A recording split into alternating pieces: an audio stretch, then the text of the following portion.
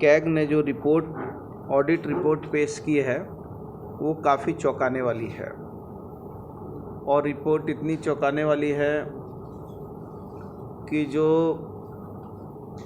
इस देश के आदरणीय प्रधानमंत्री जी ने तो पहले कहा था कि मैं चौकीदार हूँ और चौकीदारी करूँगा। आपको याद होगा कि चौकीदार साहब के नाक के नीचे से कई बड़े बड़े लोग मेहुल चोकसी से लेकर नीरव मोदी से लेकर ना जाने और कितने लोगों ने इस देश की जनता की गाड़ी कमाई को लेकर रफू चक्कर हो गए, जिनका आज तक कोई और छोर नहीं पता चला। और देश के आदरणीय प्रधानमंत्री जी ने यह भी कहा था कि हम 100 दिन में स्विस बैंक में रखा हुआ धन जो है काला धन ले आएंगे। एक तरफ उन्होंने कहा कि काला धन ले आएंगे, दूसरी तरफ कहा कि हम चौकीदार बनकर चौकीदारी करेंगे, और तीसरी बात कही थी कि जब काला धन ले आएंगे तो हर आदमी के खाते में यूं ही 15-20 लाख रुपया तो यूं ही आ जाएंगे। ये मैं नहीं कह रहा, उनके वक्तव्य हैं, उनकी बातें हैं। और भ्रष्टाचार समाप्त करने के लिए उन्होंने नोटबंदी जैसी एक बिना सोची समझी हुई एक ऐसी अपरिपक्व व्यवस्था खड़ी कर दी, और ये कहते हुए कि 50 दिन का वक्त दीजिए। ये नोटबंदी से भ्रष्टाचार भी दूर हो जाएगा, उग्रवाद भी दूर हो जाएगा, आतंकवाद भी दूर हो जाएगा, और काला धन भी इस देश का समाप्त हो जाएगा। और उन्होंने नोटबंदी जैसी बड़ी घोषणा की, और उसका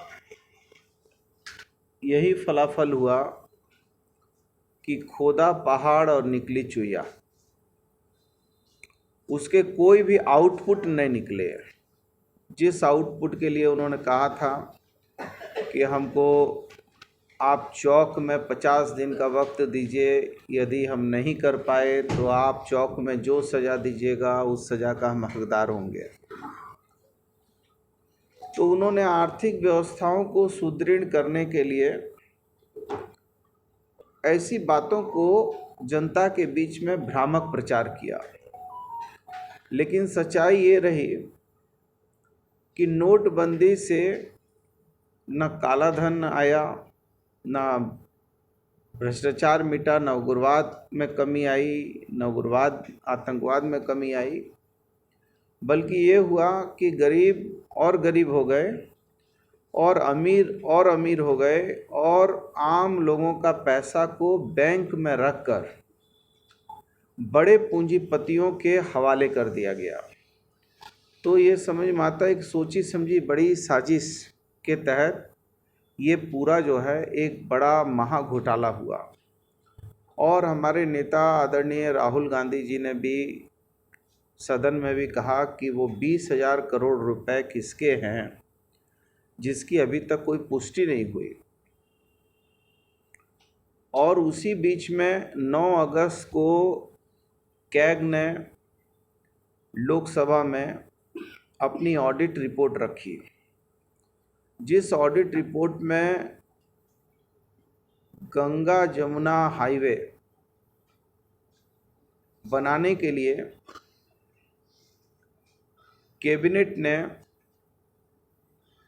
जो CCIA जो कैबिनेट की आर्थिक व्यवस्था है, उसके तहत प्रत्येक किलोमीटर 18 करोड़ 20 लाख रुपया, और जिसमें उन्होंने 29.6 किलोमीटर के निर्माण हेतु एक तय राशि तय की थी। कि 29.6 किलोमीटर पर प्रत्येक किलोमीटर पर 18 करोड़ 20 लाख रुपया